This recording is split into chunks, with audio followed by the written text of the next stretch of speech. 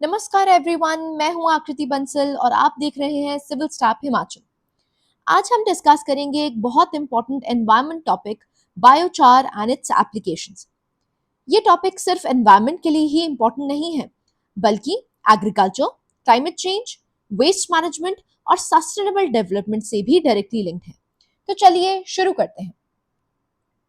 सबसे पहले समझते हैं कि बायोचार न्यूज में क्यों है। इंडिया में हर साल क्रॉप रेजिड्यू यानी पराली की प्रॉब्लम बहुत बड़ी चैलेंज बन जाती है। इसके अलावा सॉइल फर्टिलिटी कॉन्टिन्यूसली डिक्लाइन हो रही है, क्लाइमेट चेंज का इम्पैक्ट बढ़ रहा है और वेस्ट मैनेजमेंट भी एक मेजर इशू है। बायोचार को एक नेचर बेस्ड सोल्यूशन माना जा रहा है, जो एक ही टेक्नोलॉजी से इन मल्टीपल प्रॉब्लम्स को एड्रेस करता है। ये क्रॉप रेजिड्यू को वैल्यूएबल प्रोडक्ट में कन्वर्ट करता है, सॉइल को इम्प्रूव करता है और कार्बन को लॉन्ग टर्म के लिए स्टोर भी करता है। अब देखते हैं बायोचार एक्चुअली होता क्या है। सिंपल लैंग्वेज में बायोचार एक कार्बन रिच मटेरियल है जो बायोमास को ऑक्सीजन की एब्सेंस या बहुत कम ऑक्सीजन में हीट करने से बनता है। इसकी खास बात यह है, ये बहुत पोरस होता है, लाइट वेट होता है और सॉइल में हंड्रेड्स ऑफ इयर्स तक स्टेबल रह सकता है।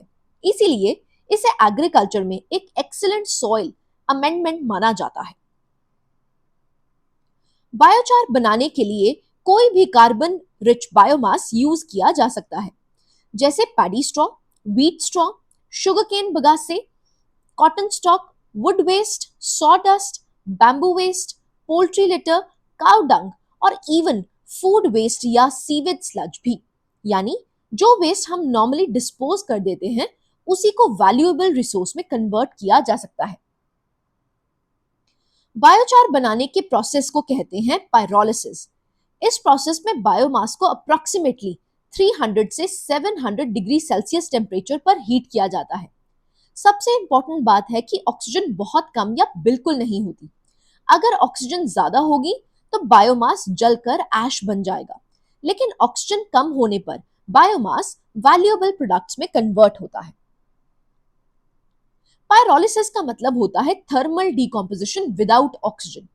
एक कॉमन कंफ्यूजन होता है कि पायरोलिसिस और कंबस्शन सेम होते हैं, लेकिन ऐसा नहीं है।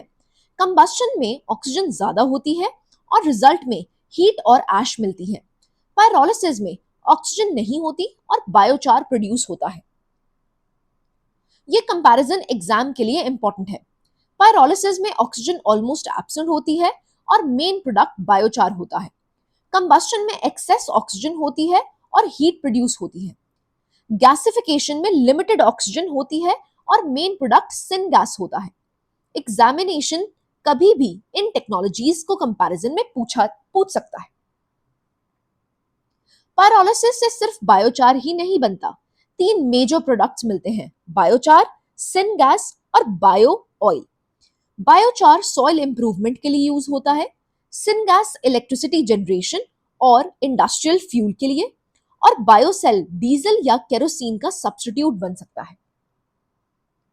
बायोचार को स्पॉन्ज की तरह इमेजिन करिए। इसके अंदर मिलियंस ऑफ टाइनी पोर्स होते हैं। ये पोर्स वाटर को होल्ड करते हैं, न्यूट्रिएंट्स को रिटेन करते हैं और बेनिफिशियल माइक्रोब्स को रहने की जगह देते हैं। इसी वजह से प्लांट्स को कॉन्टिन्यूसली वाटर और न्यूट्रिएंट्स मिलते रहते हैं। एग्रीकल्चर में बायोचार के काफी बेनिफिट्स देखे गए हैं। रिसर्चर्स के अकॉर्डिंग डिग्रेडेड सॉइल्स में क्रॉप यील्ड 10 से 30% तक इंप्रूव हो सकती है। ये सॉइल ऑर्गेनिक कार्बन बढ़ाता है, रूट डेवलपमेंट इंप्रूव करता है और सॉइल स्ट्रक्चर को भी हेल्दी बनाता है। बायोचार सॉइल की वाटर होल्डिंग कैपेसिटी को भी इंप्रूव करता है। ये स्पेशली रेन फेड एग्रीकल्चर और ड्रॉट प्रोन एरियाज के लिए बहुत यूजफुल है। क्लाइमेट चेंज के टाइम जब रेनफॉल इरेगुलर हो रही है, बायोचार फार्मर्स के लिए एक इंपॉर्टेंट अडेप्टेशन स्ट्रैटेजी बन सकता है। बायोचार सॉइल के फिजिकल, केमिकल और बायोलॉजिकल तीनों प्रॉपर्टीज को इंप्रूव करता है। ये सॉइल एरोजन रिड्यूस करता है, न्यूट्रिएंट लॉस कम करता है, ऑर्गेनिक मैटर बढ़ाता है और एसिडिक सॉइल्स का पीएच भी इंप्रूव कर सकता है। इंडिया में हर साल 500 मिलियन टन से भी ज्यादा क्रॉप रेजिड्यू जनरेट होता है। इसका एक बड़ा हिस्सा जलाया जाता है। इससे PM2.5 पोल्यूशन बढ़ता है, ग्रीन हाउस गैसेस रिलीज होती हैं और सॉइल के न्यूट्रिएंट्स भी डिस्ट्रॉय हो जाते हैं। बायोचार इस प्रॉब्लम का सस्टेनेबल सोल्यूशन प्रोवाइड करता है। फार्मर्स रेजिड्यू को जलाने की जगह बायोचार में कन्वर्ट कर सकते हैं। इससे पोल्यूशन भी कम होगा, वेस्ट का प्रोडक्टिव यूज भी होगा और फार्मर्स को एडिशनल इनकम भी मिल सकती है। बायोचार सिर्फ एग्रीकल्चरल वेस्ट ही नहीं, बल्कि म्युनिसिपल बायोडिग्रेडेबल वेस्ट को भी यूजफुल प्रोडक्ट में कन्वर्ट कर सकता है। इससे लैंडफिल प्रेशर रिड्यूस होता है और मीथेन एमिशंस भी कम होती हैं। कार्बन सीक्वेस्ट्रेशन का मतलब होता है कार्बन डाइऑक्साइड को लॉन्ग टर्म के लिए स्टोर करना। बायोचार कार्बन को स्टेबल फॉर्म में सॉइल के अंदर हंड्रेड्स या इवन थाउजेंड्स ऑफ इयर्स तक लॉक कर सकता है। इसी वजह से इसे क्लाइमेट मिटिगेशन टेक्नोलॉजी माना जाता है। एक टन बायोचार अप्रोक्सीमेटली 2.5 से 3 टन कार्बन डाइऑक्साइड इक्विवेलेंट को सिक्वेस्टर कर सकता है, यानी ये ग्रीन हाउस गैसेस को रिड्यूस करने में हेल्प करता है और कंट्रीज के नेट जीरो टारगेट्स अचीव करने में भी कंट्रीब्यूशन दे सकता है। Biochar carbon dioxide removal technology के अंडर क्वालिफाई करता है, इसलिए biochar projects carbon credits earn कर सकते हैं। ये कार्बन क्रेडिट्स मार्केट में ट्रेड भी किए जा सकते हैं, यानी एनवायरमेंटल बेनिफिट के साथ साथ इकोनॉमिक बेनिफिट भी मिलता है। Biochar multiple income opportunities create करता है।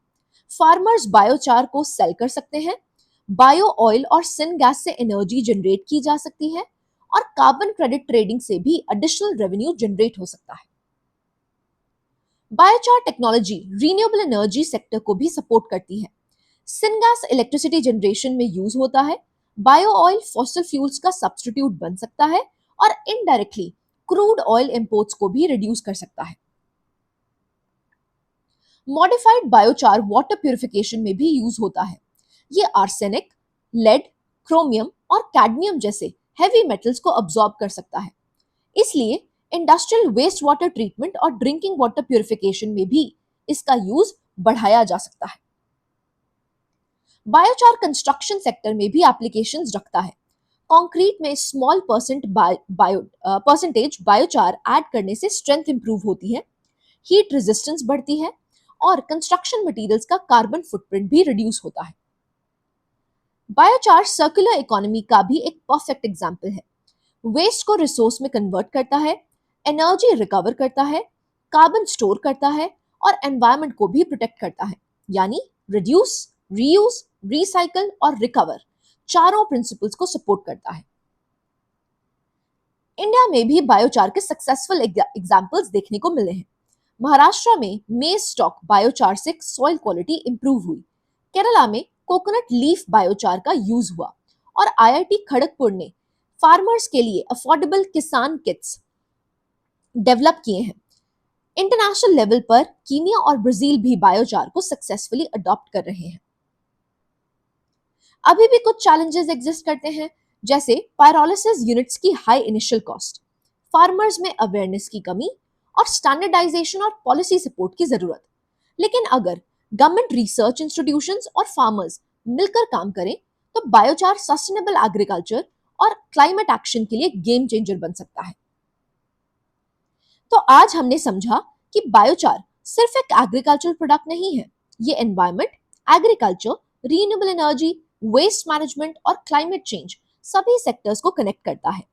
अगर आपको ये सेशन यूजफुल लगा हो तो सिविल स्टैप हिमाचल को जरूर फॉलो करिए। मैं हूं आकृति Bansal. Thank you and happy learning.